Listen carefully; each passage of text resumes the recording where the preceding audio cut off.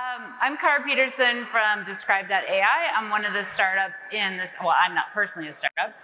My company is a startup in the Startup Alley. You can find us down in the lobby if you're interested in learning more. I see a couple of friends in the audience.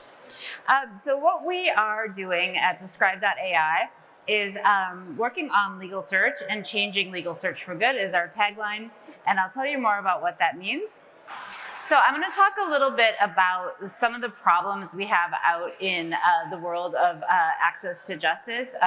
Perhaps people know some of these statistics, but if not, I'll just spend a very quick minute telling you about them.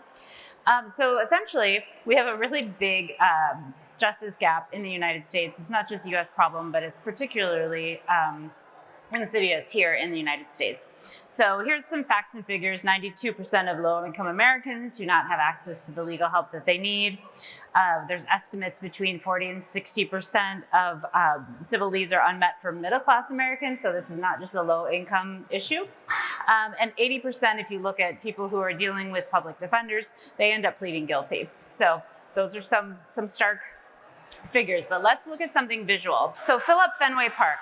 Okay, if you fill up Fenway Park with about maybe 40,000 people is what it's going to be filled in.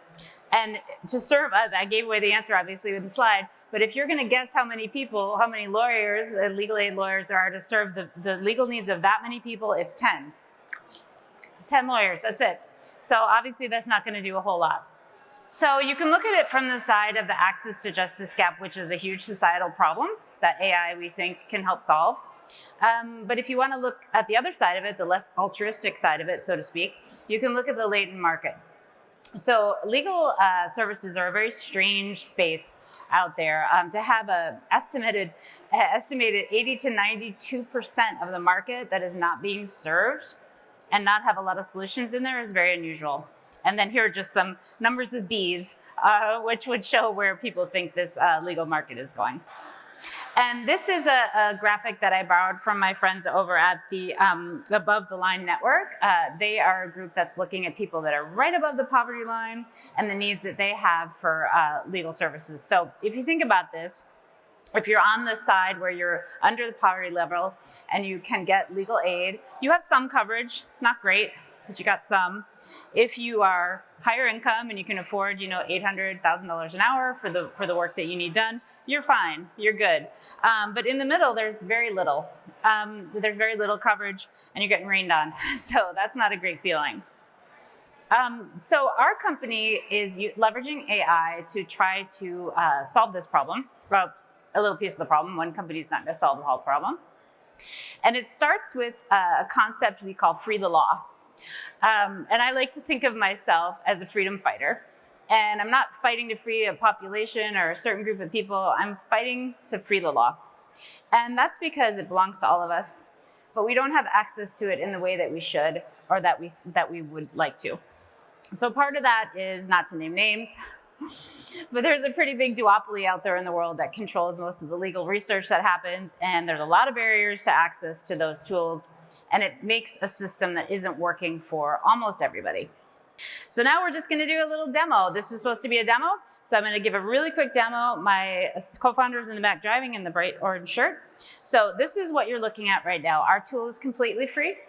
It's open to the world. You don't have to sign up. We don't track you. We just do Google Analytics. That's it. So we're going to type in a search term here. And you may be thinking to yourself, oh, this is just a front end for ChatGPT. Nope.